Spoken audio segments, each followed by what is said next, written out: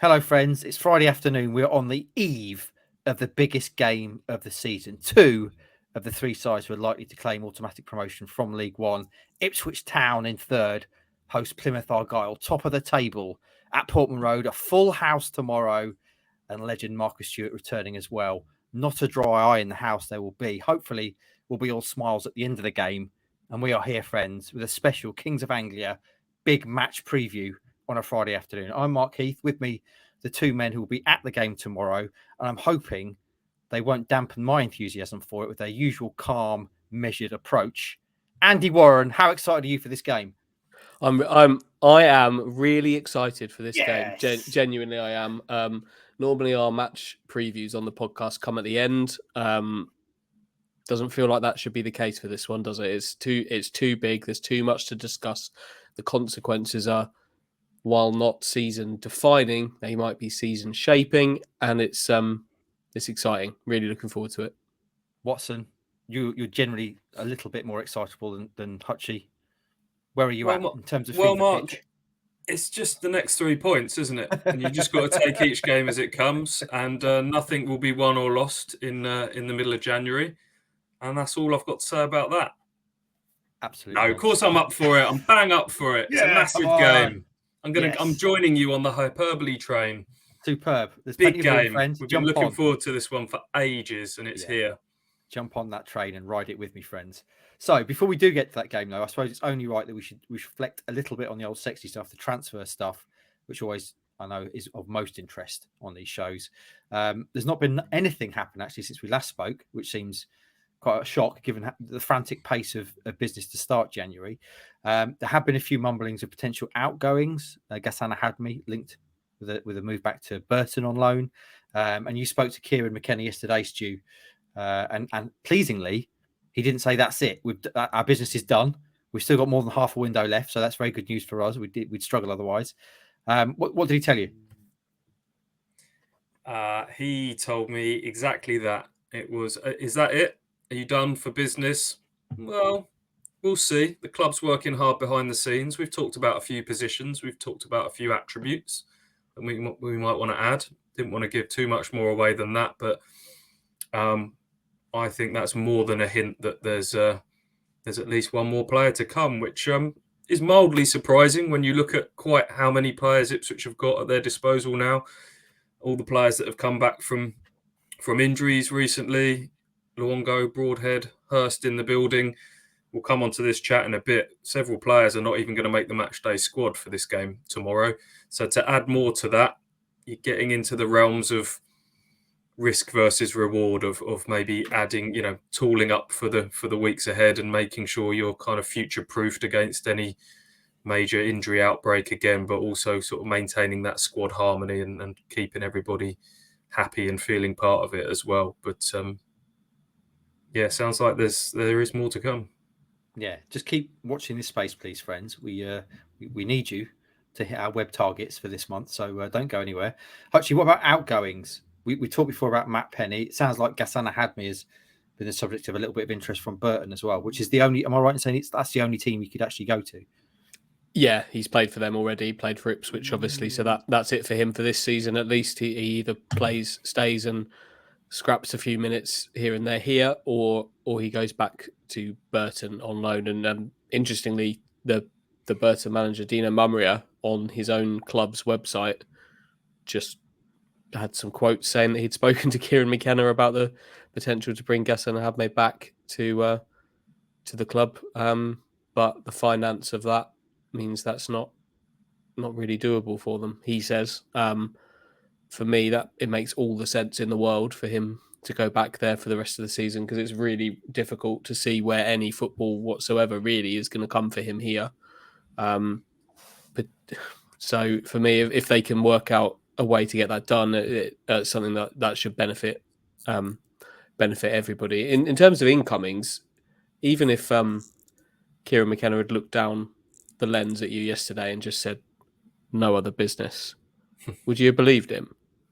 I wouldn't believe Ipswich Town on the 12th of January saying no other business. They can, so I think they will.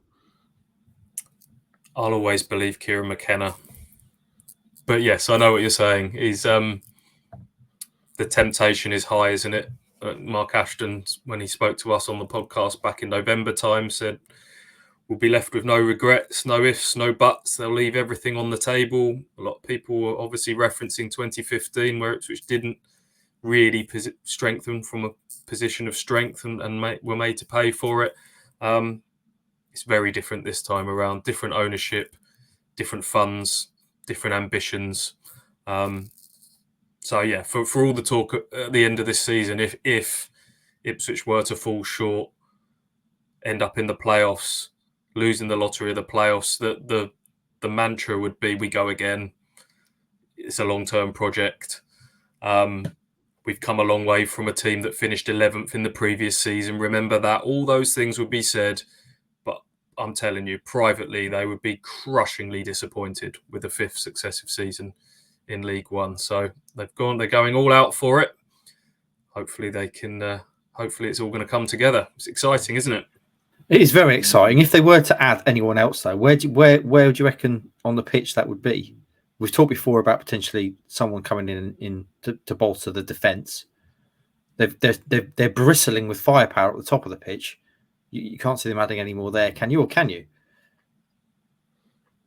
The only way I can see a striker coming in is that there needs to be a few things happen first. Ahadmi needs to leave to Burton, I think. Then I think Caden Jackson will probably be now repurposed very much as a winger. We've seen sort of him used half and half as a striker and a wide man. I think Hurst's arrival, coupled with his performance off the right against Rotherham last weekend, I think we'll see him kind of playing the backup to Wes Burns. So you strip those two out of the forward unit, and you're really looking at Ladapo and Hurst as your proper number 9s, because I'm gonna bracket Broadhead in those sort of deeper lying roles.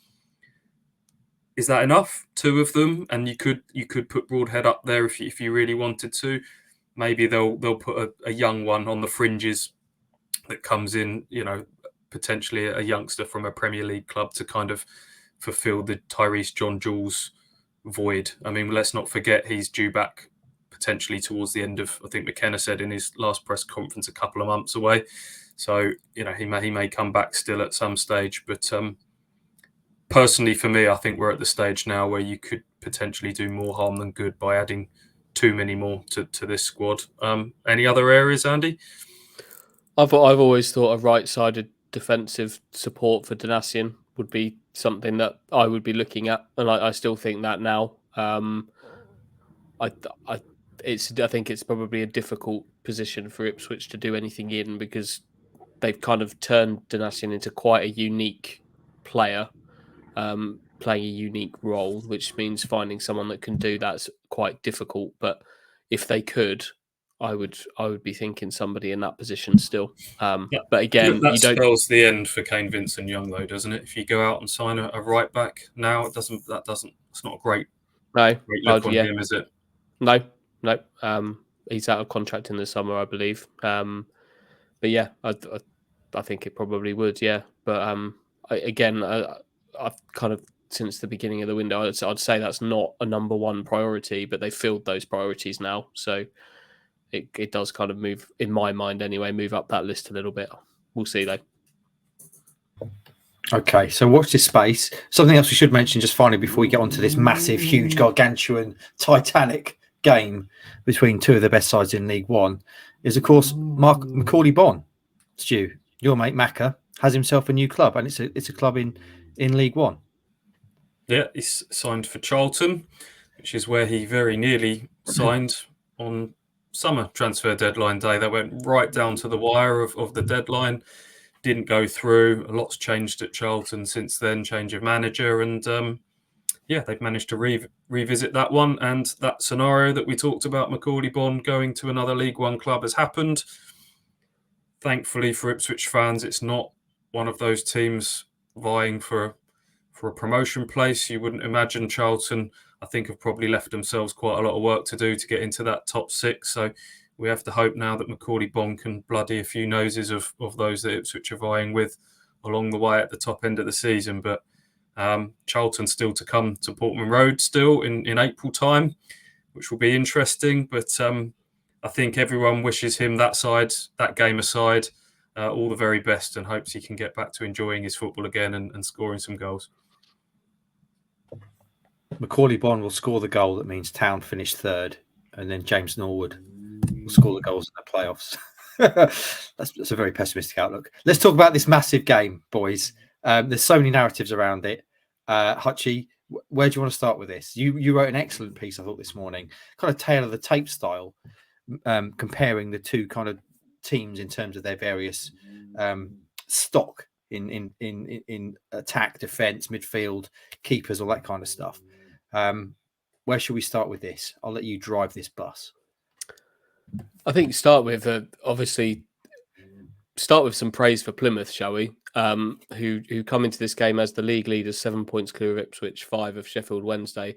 They've had a brilliant season so far, and they're a very, very good team. If you flash back to Paul Cook's team going down to Home Park all the way back in, I think it was September of Paul Cook's first season in charge, and we could see then that they were serious business. That Plymouth team, they destroyed Ipswich down the left flank for long periods of that game, and from that day forward, you're kind of always going to have an eye on them as a serious player in this division. It didn't happen last season; they fell away quite painfully at the end, with Stephen Schumacher ultimately now in charge of it, taking over from Ryan Lowe. He's continued that, and if anything, has moved it on to another level. They're a very, very good team, and they're rightfully at the top of the league. So we'll start with some, before we then go into Ipswich's strengths, I guess, and where this game might be won or lost. I think just an acknowledgement of how good Plymouth are, and how good a game this could be. Stu, do you want to take that and run with it? Yeah. I guess we have to address the fact that the first thing I would say about Plymouth, and I hope this comes to pass tomorrow, is that if you look at the statistics, they're probably overperforming in terms of points. They've got more points than perhaps the stats suggest, and Kieran McKenna alluded to this in his press conference yesterday. They've won a lot of fine margin games, either through moments of individual brilliance at the top end of the pitch, and you can think back to the Ipswich game at Home Park, where both Mumba and Whittaker scored goals from outside the box, great finishing, and they've won a lot of games through brilliance from their goalkeeper, Michael Cooper, who would lay claim to the division's best goalkeeper along with Christian Walton. So statisticians, easy for me to say, will tell you that can't last forever, and Ipswich's stats are more maintainable, and Ipswich have probably left more points out there, and Plymouth have maybe claimed more points than their performances. I don't watch Plymouth week in, week out, so I don't know if that's fair, but going purely off the numbers in terms of chances created, chances conceded, Ipswich are quite far ahead of Plymouth. So you would hope that over the course of the whole season that will shake out, that Ipswich can close that gap.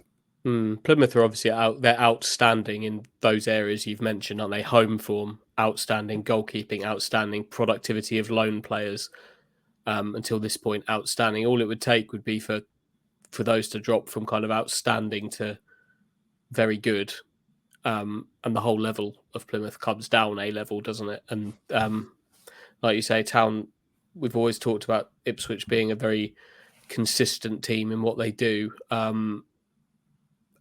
I guess you definitely could argue that there's more kind of longevity in that, in what Ipswich are doing, but Plymouth have got it to this point, and they seem to just keep on going. So, and reasons to believe that those things are going to tip a different way for both clubs, because Plymouth now obviously have lost Morgan Whittaker, who was a major part in that fine margins at the top end that I've spoken about. Lots of goals and assists from him. He's been recalled from Swansea. It remains to be seen if Callum Wright can kind of fill that void. I think he's a very good player. Liked him at Cheltenham, but big boots to fill there. And then Ipswich, the Achilles heel was not being clinical enough, not finishing teams off enough when they're on top. And they've gone out and signed 2 proven goal scorers at this level. So you'd like to think that Ipswich are going to tip one way and Plymouth potentially could tip the other, and that's not being disrespectful to them. A lot of people have been saying, "Oh, Plymouth will drop away," for ages, but they've been a winning machine at home park, and they've got something good going on there. But yeah, you would just hope that Ipswich, with the resource and everything they're doing, would kind of carry them further into this season than Plymouth maybe. Before we get on to the teams, and I want you to pick who you'd play for Town in this game, given the new players coming in, and also the matchups, which I think is worth reflecting on, Hutchie, that bit you did. In previous seasons, a game like this would have been, well, this is a game that Town aren't going to win. They don't win games like this, these big games. Are we happy now that has been put to bed? Because they have beaten sides around them, but looking at something you've done for tomorrow, Stu, the record against the top 7 this season, they've only won one game, won 1, drawn 3, lost 2. So are we happy now sitting here ahead of this, you'd have to argue the biggest game of the season so far, that old malaise around Town and big games is put to bed, or do they need to win something like this to truly say we're past that now? Yeah, I mean that is obviously now the case in terms of not beating the teams in the top 6, 7 at the moment, because Peterborough and Portsmouth have dropped away so badly. I don't think you can take those away as statement wins, because they were at the time and still remain big wins. But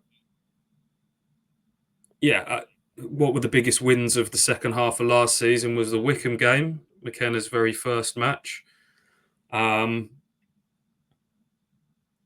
This season, I've mentioned Derby, Peterborough recently, Portsmouth at home, but I think they could do with another one, and this would be a whole new level of win and statement win if they could win this match. Yeah, they got. If you look back at games against the top 6 and those kind of fine margins, we've spoken about. Barnsley are a top 6 team. Marcus Harness scored a goal that was ruled out wrongly, should have beaten Barnsley.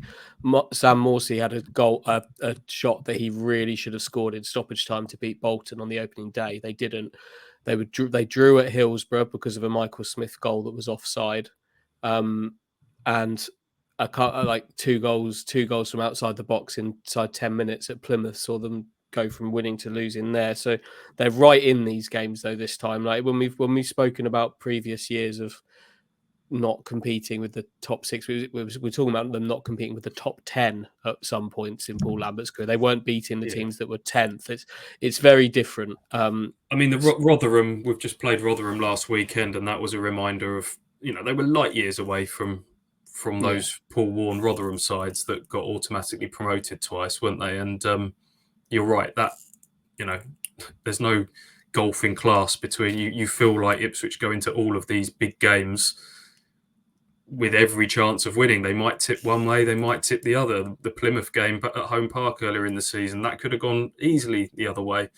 So I guess you have to look at it like that. But yeah, you'd still like maybe another 1 or 2 of those wins. If you're going to finish top 2, you have to consistently beat. Well, it doesn't matter whether it's a top half side, bottom half side. You just have to consistently win games, don't you? So this one, 7 points between Plymouth, that could become the difference between that going down to 4 or rising up to 10. Feels quite significant, doesn't it? Even at this relatively early stage. Yeah, and 4 with a game in hand, it would be as well. Can we all agree though that if Town do indeed win this game, as we all hope they do, it would be the biggest win so far for Kieran McKenna? Would you say that? Be their biggest win in League One, wouldn't it? Yeah, agreed. The one game I missed out earlier was Plymouth, obviously last season on Paul Mariner Day, and what a day that was.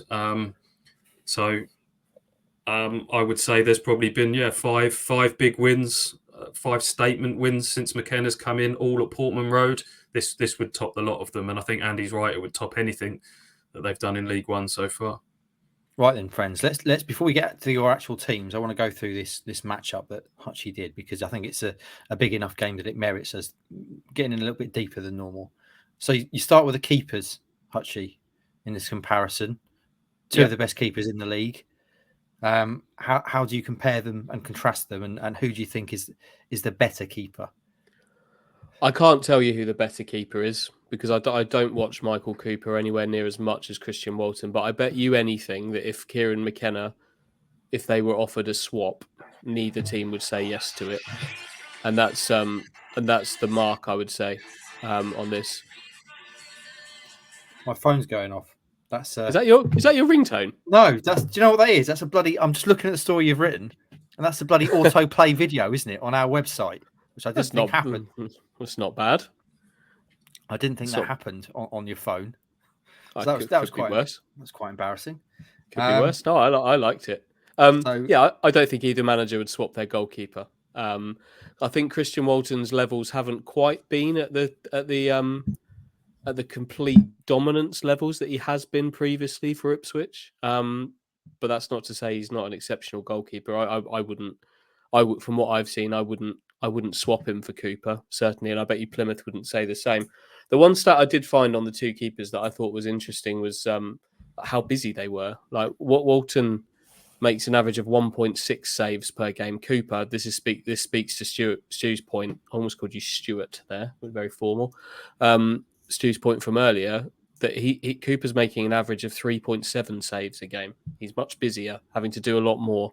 But both teams concede exactly a goal a game in the league, and that level of busyness from the goalkeepers is both equaling out at the same thing.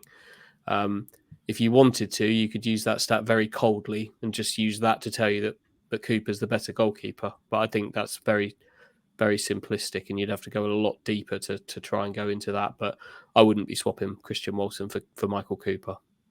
So you're saying essentially level, but you wouldn't if you're offered. You're having Walton. Any thoughts on that, Stu? Before we move on to the defenders.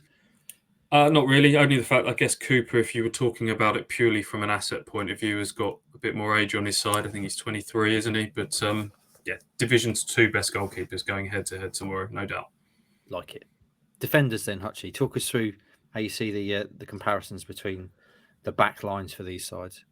I think firstly you need to talk about the systems a little bit, whereas Plymouth are kind of a 3-4-2-1 more strictly than Ipswich are, but we've spoken so many times here, haven't we, about how you can describe Ipswich's system as a 3-4-2-1 if you wanted to, or you can call it a 4-2-3-1.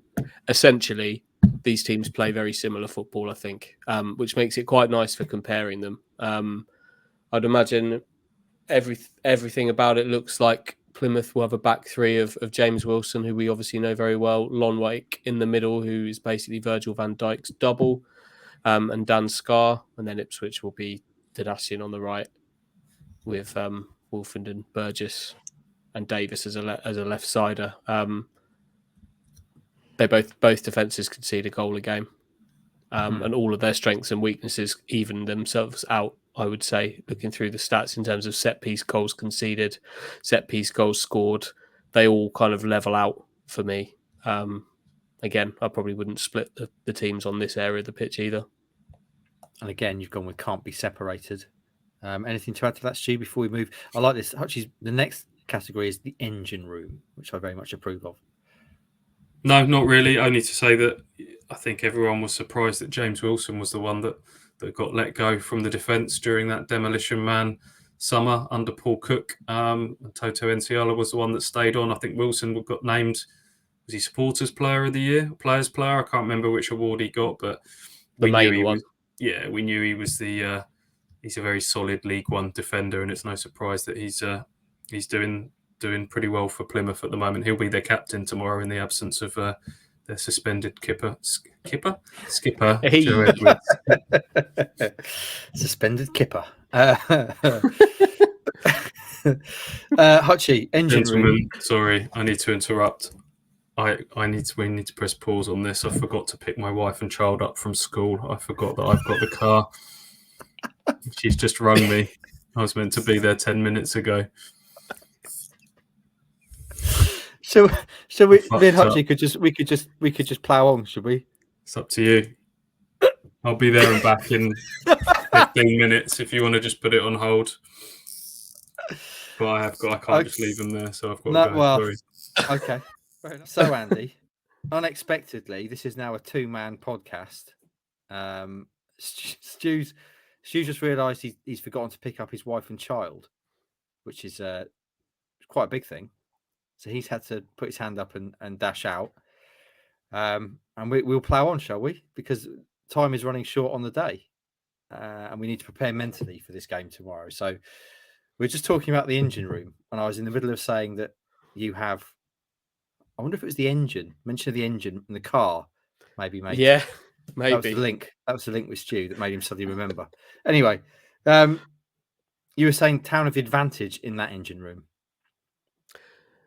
Yeah, I can't remember if I managed to say that before. I can't remember what you were saying, honestly, mate. I don't know if I don't think we'd started it, but no. I do think you're right though. I do think Ipswich have the advantage in here, and that's both from the eye test, because I think Sam Morsey and Lee Evans are an exceptional League One central midfield pair, and that's backed up by the stats. Kind of every major stat that you could want from a central midfield pair, they win on. But passing, both in terms of volume of passing and the accuracy of their passing, dribbling stats, which Morsey takes a heavy load of from Ipswich compared to Evans, but they're top on that. They've scored more goals than their Plymouth counterparts, which are in general Adam Randall and Jordan Houghton. They're above them in that as well, shooting more shots per game, everything. They're on top of them. The one wrinkle here is that there could be a first league start for a player we've seen down here before and know fairly well, Jay Matete, who has signed up for Plymouth on loan from Sunderland.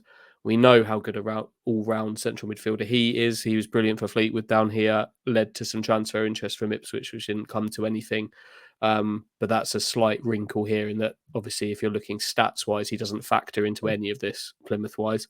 And the feeling is he could start. So slight wrinkle there, but advantage Ipswich in the engine room. And Stewie's car engine will be working overtime at the moment as he puts his foot down towards his... Mate, the amount of grovelling you need to do if you were in so much trouble. You were in so much trouble. What were you doing? Just podcasting. This is a shambles. Now my phone's going off again. What the hell is happening? That's an autoplay. That's going to be a real issue going forward on these podcasts, because quite often I like to read stories as we're talking about them. And obviously I need it in this instance. The width, Hutchie, if we can continue this train of thought, who do you think's got the advantage here? Width is very important, obviously. Yeah. I think I ultimately went for just an Ipswich advantage here. And that is down to Joe Edwards being suspended, the Plymouth captain. Played on the left last week with Barley Mumba, the Norwich loanee, on the right, but they normally play the other way round, and Mumba's likely to go back to the left this weekend with Edwards suspended. And I'm really looking forward to this, actually. Wes Burns and Barley Mumba, both players with 4 league goals this season. Obviously, one on the right, one on the left for their teams. But that, if you do the math, that adds up to them both being on the same side, Mark. And a little bit of push and pull, levering, getting up and down each other. That should be an interesting battle. I'm looking forward to that one. You also have to factor Leif Davis into any kind of width here. That's why it's not really wingers for Ipswich. It's width in general. It's assets and attributes. Davis is their width on the left side. The left-sided attacker, whoever that may be, comes inside, attacks tight, allowing Davis to get up the outside. And he is an assist king. He's got 7 in the league this season. He's third on that list in terms of League One assists. Maybe that's gone a little unnoticed, I think, just how productive he is. We know he's a good player, but in terms of the numbers he's producing, I think it's gone a little unnoticed, quite how high he's featuring there. But also, he's also, I think, second on the key passes metric, whatever that is. I think assists are obviously key passes and things like that, but he's only behind Barry Bannon on that. and we know how good a player Barry Bannon is. So, in terms of width, I'd give Ipswich an advantage in those areas, especially if it's a good Wes Burns day, which he's had a few of those recently, but it's kind of trending upwards. So, that coupled with a suspended kipper, is should be advantage Ipswich. Okay, there's two categories left. Then you've got attackers and strikers. Now, attackers, obviously, Plymouth have had a bit of a blow in terms of losing Whittaker. How do you think those two units match up then? It's interesting. That's a blow, isn't it? It's not just Whittaker as well. It's Finn Azaz, who's been out for some time now with an injury, and he's not fully back yet. I think he's getting there, but he's not fully back. So actually, their two kind of main, let's call them number 10s. Their two number 10s are unavailable to them. Whittaker left with took 9 goals with him when he left. I think Azaz had 6 from the early weeks of the season before he got injured. So playing without them is big. Stu's already mentioned Callum Wright, who's signed from Blackpool. He's clearly a good player, but that's a heavy weight to be carrying coming into the side. And Danny Mayer is in there as well. Danny Mayer is someone I really like as a player. I'd liken him to Shawnee Aluko in terms of ability, what he gives his team without necessarily chucking out the numbers, as it's called in football now. Goals, assists, doesn't quite have them, but he is a facilitator and a really good player, so not to be underestimated. Ipswich, though, have an advantage for me. We've talked about Connor Chaplin's purple patch tendencies. He is in prime purple patch territory right now. He's scoring goal after goal after goal, and has a Player of the Month award to sort of cap that. Hopefully, that's not the cap on the end of a purple patch for him, but he's in great form. And then he could be partnered by any one of four players there. Aluko being one, Marcus Harness another, Kyle Edwards unlikely, but also Nathan Broadhead. So there are options there for Ipswich, and I think it all adds up to an advantage in this area of the pitch for them. And just finally, strikers, and then let's finish with who you think, when you chop it all up and look at all the units together, who you think has the edge, if indeed one team does. This is where Plymouth come out on top to me, and again, it's not a slight on Freddie Ladapo, which it really is not, because he was brilliant last weekend, and I think he's done well for Ipswich in general. But there's obviously George Hurst in the mix here now, who is yet to make a debut, unproven, but has pedigree at this level. So there's reason for optimism, of course there is. But Plymouth have got 3 tried and tested strikers who have all made significant contributions for Schumacher this season. Ryan Hardy and Niall Ennis are both on 8 goals. Sam Cosgrove is on 6. Those are league goals, purely league goals. So all 3 of them contributing. They've started a game each over the last 3 matches. So who knows? Who knows which one of the 3 he'll go with? But each of them has delivered for their manager. So he's got options, be it from the start or from the bench. And I would give Plymouth an advantage here. Okay, so we've gone through all the units there, the positions, and you've given edges to one side and the other. If you look at it as a whole, Hutchie, without your blue tinted spectacles on, who do you think has the edge, or can you separate them?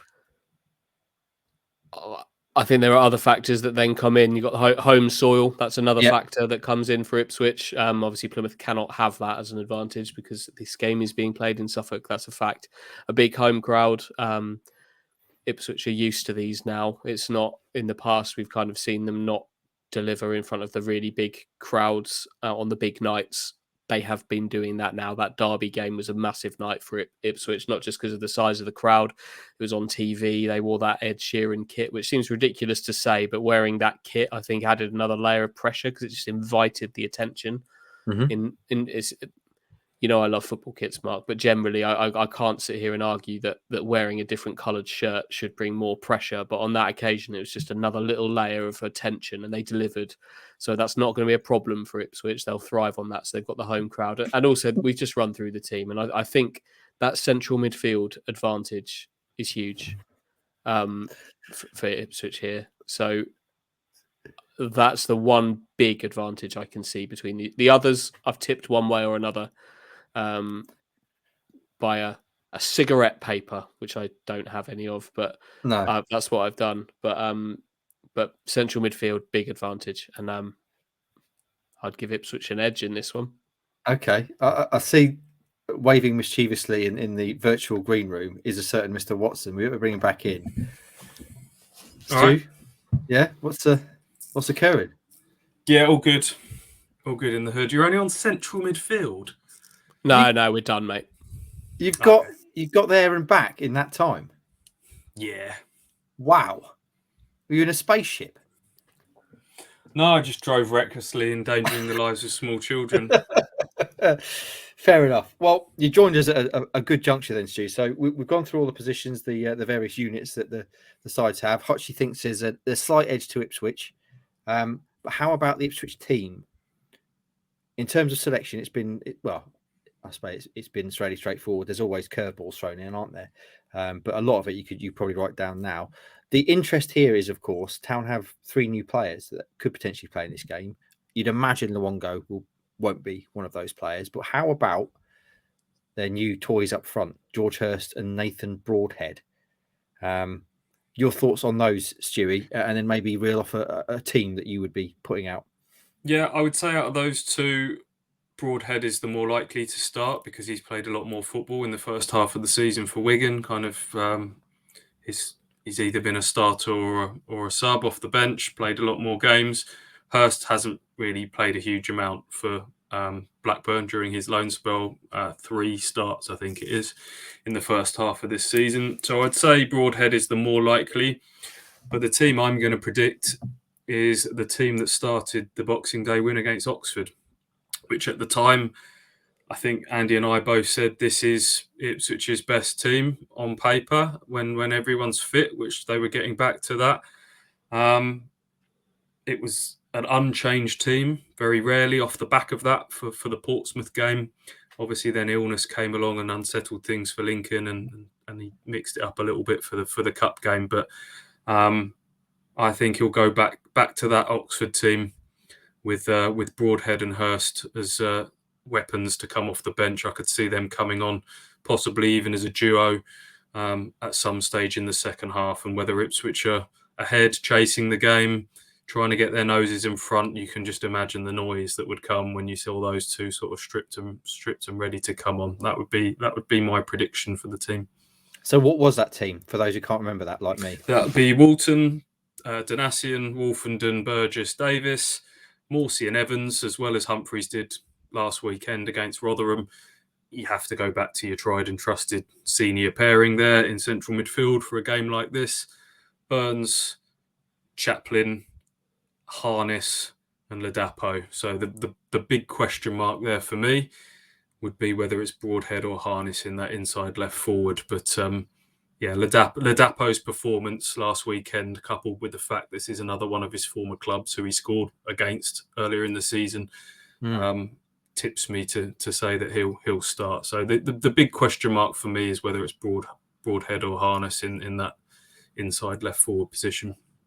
Hutchie, so Stewie's left the new shiny toys on the bench there. Would you do that? I wouldn't. I think he's right. I think that is what will happen. And I don't think there's anything wrong with that. But I would start Broadhead. I would because I think you can leave Plymouth guessing a little bit if he starts about exactly what he's going to do and where he's going to be. I think that could be a bit of a tool for them. Plus, I think he's a very, very good player. I would start him personally, but I wouldn't be shocked or even disappointed really if Harness started, because that Oxford game, that Ipswich were brilliant, particularly in that second half. They were very, very good, and that was their best team at that point. Harness had a good game, and he's shown that he can deliver in moments for Ipswich. So I'm fine with that. But for me, I'd start Broadhead. Undoubtedly, Ladapo over Hurst from the start up top, though. Yeah, he's earned that, hasn't he? And the other conversation you have to have around the team, Stu, as you point out in your preview, which is going to online and in print tomorrow, is the battle for just being on the bench. They're an embarrassment of riches just to get into those spots now. Yeah. So McKenna's confirmed that he had 22 outfield players in training this week. We've gone from scrapping around to get an 18-man squad together throughout sort of November, December time with all those injuries, but now with Greg Lee coming back and Evans and Harness and various players back, plus the new boys, there's an embarrassment of riches. And we know that it's going to be, if you start working it out, if we go with that Oxford team as a base, put Broadhead and Hurst in there, you've got Rav Halaki as a backup goalkeeper. That takes you to 14. That leaves 4 spots available in this squad. And by my maths, there's 10 players vying for those 4 spots. I can read them out to you if you want, and perhaps you could make a prediction as to who will make the cut.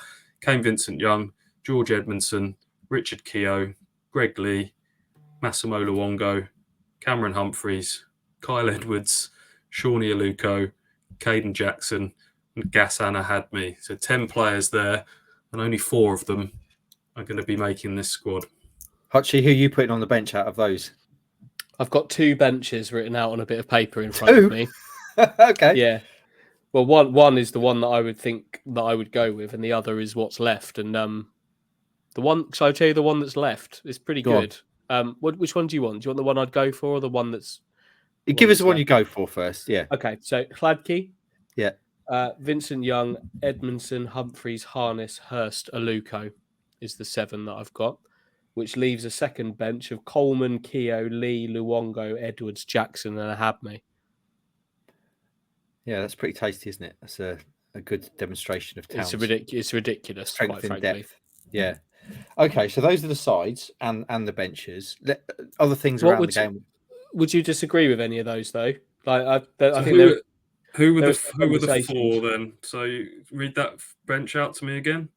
Well, I've gone Hladky, Vincent Young, Edmondson, Humphreys, Harness, but only because I would have had Broadhead in the starting lineup. Yeah. Hurst, and Aluko.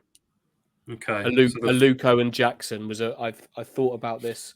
I had a nice little chicken breast with some rice for my lunch, and I thought about this very deeply while I was eating this bench, and that was the most difficult one. Well, you're talking about there's some direct battles here, isn't there? Luongo or Humphreys, and I think Humphreys probably takes that at the moment because of his performance last weekend, and Luongo not really being match sharp at the moment. Edmondson or Keogh is a direct battle for a centre half spot. You'd imagine Edmondson is ahead of Keogh in that one. And then it's Lee versus Vincent Young. Vincent Young obviously brings a bit more versatility. Could do both fullback positions. Could play higher up if you needed him to. That's why I went for him over Lee, because I think Lee's a better player. But if Janoy Donatian, as he did recently, hobbles out of a game after 15 minutes, you're then having to. Then what do you do? That's true. Wes Burns back there, and then you've sacrificed something there, and you have to change your attacking plans. Whereas Vincent Young can play both sides and cover all eventualities there. But this is ridiculous, isn't it, Mark? Tough call, that one, isn't it? I mean, I'd always want Aluko on the bench. He's been such a joy to watch recently, and he's someone that can come on and just calm things down and keep the ball if you need to. So I think you need to have him on there. And that's it. And that is it, isn't it? Which means Kyle Edwards. I mean, Caden Jackson we're leaving off the bench there, who I thought had a really good game last weekend. McKenna loves him. I know he splits the opinion of fans, but we're at the stage now where Caden Jackson might not be making the squad. For me, that's because I think he's either a starter or not in the squad, and that because he doesn't. There aren't many games where you look at it and think this is one for Caden Jackson right from the bench, from the start when they changed things and bespoke game plans and the way they played. That he's had some really good games for Ipswich, like stretching teams, particularly down that right side. But is there an argument that he might go for a top-heavy bench and put a Jackson on instead of Kane Vincent-Young, for example? And then if you had to, in the worst-case scenario, reshuffle the back 4, you could drop Burns into right back and put Caden Jackson further forward. Just it's a risk. Yeah, but it would be a calculated risk so that you could then turn to a bench and bring on a lot more attackers at some stage. I don't know. It's going to be hard. fascinating. I'm actually going to be more interested in who he picks on the bench than the starting 11 in some ways this weekend. That's difficult because would you then consider not putting a centre half on the bench and putting a full? Is from the bench? Is Vincent Young and the fact that Donatian can move inside and things like that? Is that make it more flexible for you if you're trying to give an extra man, or go crazy and don't put a goalkeeper on the bench? Is that? I'd like that. We haven't seen that since the 3 sub days, have we? Really, but. I think that's reckless, if I'm honest. I think a game like this, the probability is you very rarely need your backup goalkeeper, but when you've got 7 subs to go without one, I think that would be reckless. Yeah, the reason I left Jackson off and went for Aluko is because you're probably in this scenario you're not going to use him as a central striker, because if you're taking Ladapo off, it's going to be Hurst, and then it's how McKenna's shown that he likes changing those 2 10s in every game, so you need to have 2 of them. And Harness, you're not going to leave Harness out of the squad because, quite frankly, he's probably going to be in the starting lineup. So that would mean you're not going to leave Broadhead out. And then, as you say, Aluko's got his kind of bespoke role from the bench potentially, and as well as being a very good player, he's something a bit different for a certain scenario that can play. Potentially, doesn't this bring into sharp focus the debate we had right at the very start about adding more players to this squad? Already you're having to disappoint 6 players there. Massive game. We're all excited about it. And you've had to go and tell 6 players probably at some point today you're not even in the squad. I think you can stomach being on the bench nowadays with 5 subs rule. You're going to have a role to play at some point. But to not even be making the squad is quite difficult. And I'm sure, we'll be talking about, maybe 1 or 2 exits towards the end of this window as well. We've talked about Ahadmi, but maybe even someone like Carl Edwards now comes into a bit of a question mark, because you don't want too many players that you're disappointing every week, because I know they're all good lads and they've all been recruited for personality reasons and character reasons and all of that. But if you're training all week and you've got nothing at the end of it, it's very difficult to kind of be that cheery, energetic person that's dragging, raising the standards of training day in, day out. I think people forget about that side of things sometimes. Just go back to your actual bench then, Hutchie, because there were so many names being thrown around then. I kind of got lost as to who was actually on your bench. Okay, so Hladky is a non-discussion, unless the reckless card gets played. Reckless, yeah. Vincent Young, we've discussed. Edmondson over Keogh as the centre half, Humphreys over Luongo as the central midfield, and then that leaves 3 attacking spots, and I've got Harness, which is a big slash Broadhead there, because Harness could well start, but I've put him on the bench. Hurst, who is undoubtedly going to be on the bench, and then Aluko over Jackson. Okay, interesting. We'll see, but a bench of Coleman, Lee, Keogh, Luongo, Edwards, Jackson, Ahadme isn't too bad, is it? If that was Ipswich Town's bench, it's not bad. Yeah, you'd look at that, seeing some game changers. You see, Edwards is on there, the spark that you can bring on off the bench. That's what I mean. That's what I was going to say in terms of changing games. Certainly, Edwards it would be in that category, wouldn't he? And I know you're saying that Jackson maybe isn't, but he's got something that can always change games, which is pace. It's tough on Kyle Edwards because he actually made a difference when he did well when he came off the bench last week against Rotherham, and I think his first touch was a really lovely ball around the corner that led to the Ladapo goal going around the goalkeeper. But he's had chances and he hasn't had chances. He's never had a run of starts in the team, but I don't know if I think McKenna may have seen enough now to decide that he can't hang his hat on him. He'll have really good games and really excite you, and then he has some flaky moments off the bench as well where he's just not at it. And I think maybe McKenna's edging towards the fact that he's not someone that he's going to be able to hang his hat on long term, and these players come in, just kind of push him towards the exit door along with his mate Rakeem Harper, who's it's not quite happened for him at Ipswich Town either. I just wonder, in a game like this though, he is a spark, an X factor almost in a game like this that you don't otherwise potentially have to throw on someone who's going to run at defenders, try things but, that other people. But so are all those other players that we've mentioned as well. You know, someone has to miss out. You'd say Aluko is someone that can excite people and pick the lock. You know, we're talking about good players now. That's where Ipswich are at. Would you have him? Who would you have him on the bench ahead? I agree with everything you've said about him. Completely agree with everything both of you have said about Kyle Edwards. But who, if we're being in the ruthless side, which one of the 7 that I've named on the bench would you that's the thing, take off it for Edwards? Yeah.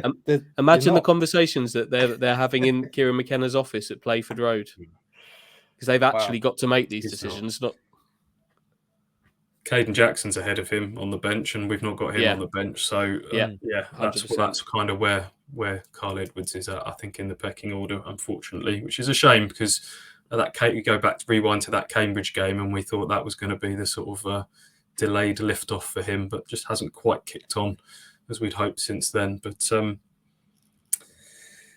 this is the embarrassment of riches that Kieran McKenna's got. It won't last, I'm sure. There's always another injury around the corner, a suspension. At this moment in time, though, they've got a power-packed squad that's going to be the envy of many. Oh, to be a fly on the wall, in that chat around who plays and who's on the bench. Right then, that's the team then. Good chat around that. How about the other kind of X factors in this game? We've got a full house, a sellout. Is it officially a sellout? I've lost track. I did ask this earlier this afternoon. This is 4:00 Thursday afternoon. Friday afternoon. Sorry, it's Friday. Yeah, Friday afternoon. It's normally Thursday. At the moment, it is sold out. That has not been officially confirmed because I think there's the potential for the odd little juggle from the security people that might free up the odd ticket here and there. But it's a sellout. It's a sellout. Which is 29,000 something. Yeah, we don't know, and Mark Ashton doesn't know because we asked him in that podcast before Christmas, what is the capacity? And he just said, I'm not trying to be funny, but I don't know because it flexes and it changes all the time depending on how many away fans come, and obviously that changes how much segregation they have to have, how many seats they kind of cover with netting to separate them and all that sort of stuff. They've opened one of the seating blocks that hadn't been used for many years. They'd managed to get that open, hadn't they? So they're trying to work hard to kind of get all areas of the ground open and accessible. But I guess we'll kind of find out. This is probably the closest to what a capacity is going to be. So it'll be interesting to see what that number is when it gets read out tomorrow. And bizarrely, no one knows when the last sellout was either, which is kind of shrouded in mystery. But it's not for a bloody long time. It's a very, very long time. Yeah. And then the other sorry, they didn't even sell out the playoff semi-final at home to Norwich. So that tells you an awful lot. Indeed. And then the other 2 X factors for me are the return of Marcus Stuart, which you've got a full stadium, all the emotion around the game, and then all the emotion around Marcus Stuart and what's happening with him returning. He's going to be on the pitch at half time. Could that be a potential factor in terms of the emotion in the crowd and almost a kind of redoubling of support if things aren't going well for Town? And then also the ref, who I understand is a bit card happy. And in a game like this, one always has to have concern around tempers and blood boiling and someone getting sent off. Would you say? I really hope that we're talking about one part of that narrative after the game, the Marcus Stewart narrative. And you're right, there's going to be a huge amount of emotion here. Him coming back to Portman Road for the first time since that very sad news that he's got MND. And then you've got the prospect of a new signing coming on in the same shirt number that Marcus Stewart had when he made such a big difference as a mid-season signing. I hope all that narrative wraps up together and we're talking about that, and we're not talking about the referee, which we've talked about far too many times this season. Far too many times we've heard Kieran McKenna talking about Ipswich not getting the rub of the green and being due some decisions, and Andy referenced the Barnsley game from earlier in the season and that Harness disallowed goal, and McKenna went on a right, not rant because he never rants, but a calm and collected dissection of Ipswich not getting the decisions, and referees need to be carefully selected for big games that don't want to get unnecessarily involved in decisions. I hope and pray that we're not talking about Andy Woolmer after this game. Thoughts, Hachi? Yeah, I would agree with that. Talking about referees isn't fun, and just how incredible would it be if that number 27 narrative played out in full. Even the games are comparable. Obviously, George hasn't signed from Plymouth, but that goal that Marcus scored was against his old club, who at the time were the league. I think they were either the league leaders or second or something, or they were right at the top of that division at that point. A game of this size in the 27 shirt at Portman Road, with Marcus sat in the front row of the director's box would be incredible. Football's beautiful like that. It can deliver things that nothing else in the world can really deliver. So come on, football gods, give us that. That's sport as a whole, isn't it? The amount of times it stories that are, if you saw in a film, you'd go, "That's ridiculous. That would never happen. That's completely Hollywood saccharine nonsense." But these things do happen. There's one the other day in the NFL, wasn't there, Mark? Obviously, Damar Hamlin, who many people would have seen an NFL player had a cardiac arrest during a game and was very much on the cusp of living or dying. He miraculously he pulled through and is home now. But he plays for the Buffalo Bills, and in their first game, after that happened, the whole stadium was incredible. The noise for him was incredible. And then on the very first play of the game, Buffalo ran the kickoff back for a touchdown, which it was just amazing that can happen in sports. Sport can give you that and deliver that like nothing else, because it is unscripted. But at times it just feels like it is, because it does deliver. Conversely, if you're Chelsea, or new signing can get sent off for a horrendous knee-high tackle in a vital Premier League game to heap more pressure on your manager, it can go the other way as well. But if the £2.5 million tackle, yeah, exactly. If something like that could happen in this game, it would be unbelievable. But even if it doesn't, it'll be brilliant to see Marcus, and he knows how much love comes at him from Ipswich Town fans. But he'll him and his wife Louise will experience that themselves at this game, regardless of the result on the pitch. Yeah. Okay. Special day, special things happening. Could there be a special narrative? Boys, it's time for predictions. Stewie, what do you think is going to happen in front of that full house at Portman Road tomorrow? Third place Ipswich Town host table-topping Plymouth with the return of Marcus Stuart all thrown in. What do you think is going to happen? I have to say a win, Mark. Yes. I didn't even think about it. Pause there, because I thought you was expecting me to be the boring party pooper there, wasn't you? So I've got concerns about this. I go right back to the stuff that we said at the start of this. I do think that Ipswich have got more backing up what they've done this season. I feel they've been really consistent. I feel like they've backed up disappointing and frustrating days quite quickly. I think they've upgraded the squad again. I think there's some real energy going into this game. I think last weekend Rotherham was just what the doctor ordered. You think about it, if you park the Portsmouth and Lincoln games away over Christmas, and you kind of say, well, okay, there was a lot of illness in the squad. It was a hectic period. And you look at the last home games, it's Oxford, it's Peterborough, it's Rotherham. That's three really good home performances and results to carry into this game. And with the crowd, with the new signings, with everything, I think Ipswich win this game. I think I don't think they'll have it all their own way. This game has ended 1-0 to Ipswich on the last two occasions they've met at Portman Road. And I've gone for the same again.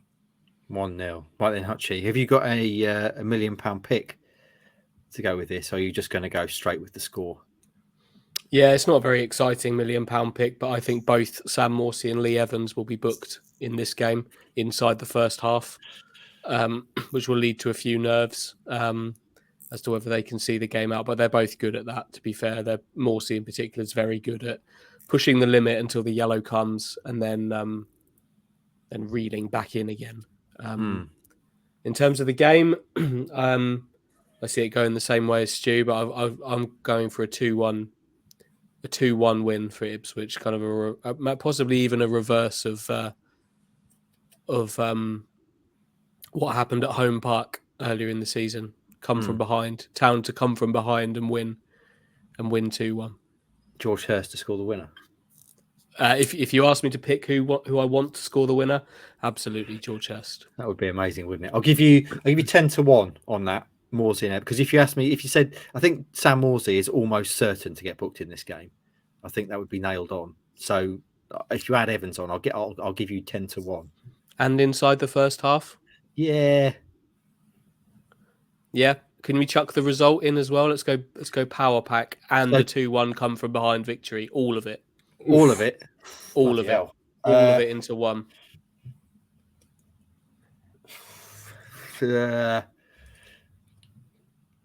50-1.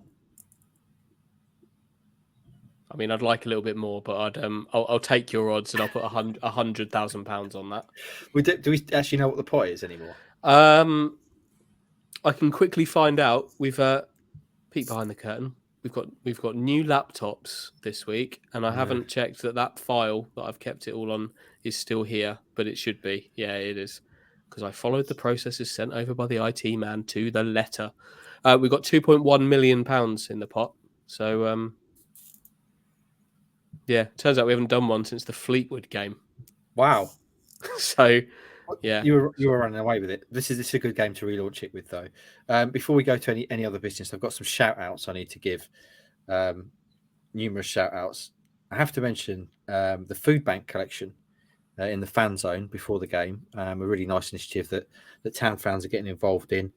So people are being asked to bring along milk, tinned tomatoes, tinned meat and fish, instant mashed potatoes, tinned fruit veg, jam, cereals, toiletries, warm clothes, long grain rice, and ready meals. A really good thing to be happening. Nice to see fans get behind that and supporting folks less fortunate. Also need to shout out Tom Tomlin on Twitter, who I understand it's his first game of the season. He's picked a good one to be attending tomorrow. And also, because I forgot to do it on the last podcast, he says, frantically trying to find the message, I said that I would give a shout out to Ed, who I reckon is our most, in terms of distance, our most long distance listener. He sent us a picture saying that he listens to the pod often while he's waiting to board the ferry from New Zealand's North Island to the South Island. So that's a long, long way away. Ed Nolleth, born and raised in Wenhaston near Halesworth, and he's lived in New Zealand for 5 years. So consider yourself shouted out, Ed. If you think you live further away and listen to this pod, do let us know, because that is going to take some beating. Right then, friends, any other business, anything else to mention around this game? Anything you want to share? Any feelings you want to kind of talk about before we take our leave and go and enjoy a Friday night?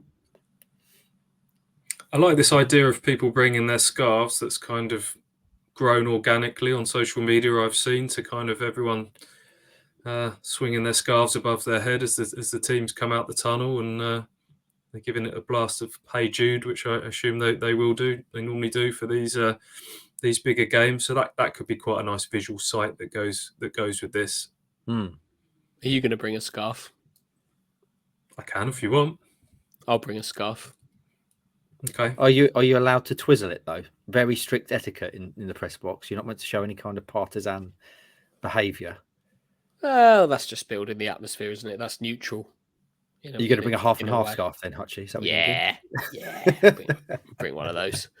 Don't get many of those in League One. No. If this was a top of the Premier League game, they'd be being sold aplenty on Portman Road.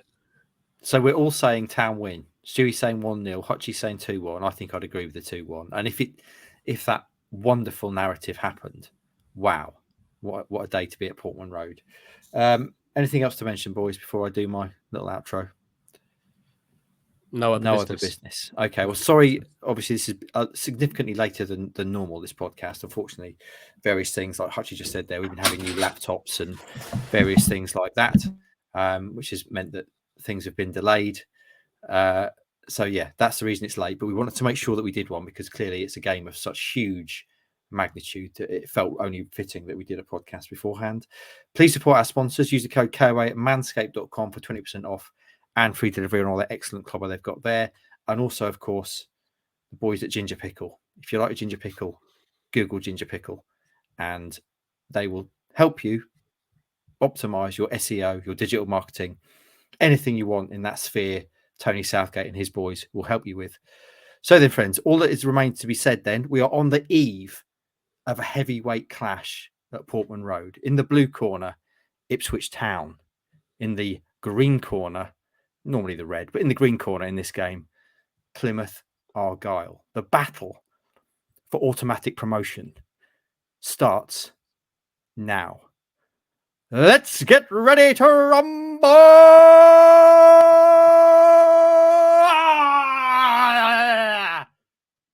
Enjoy the game. We'll be back next week.